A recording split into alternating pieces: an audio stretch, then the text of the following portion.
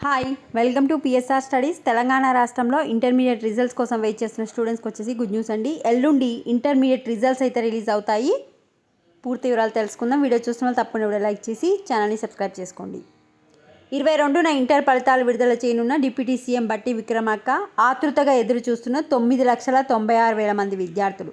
So మనకైతే కొన్ని పేపర్లలో అయితే 11 అని చెప్తారు, కొన్ని పేపర్లలో 12 అని చెప్తారు. మనకు ఎల్లుండి మార్నింగ్ వచ్చేసి ఒక ప్రెస్ నోట్ రిలీజ్ చేస్తారు. 11 or 12 అంటే మనకి 11 నుంచి 12:30 మధ్యన ఇంటర్మీడియట్ రిజల్ట్స్ అయితే రిలీజ్ అవుతాయి.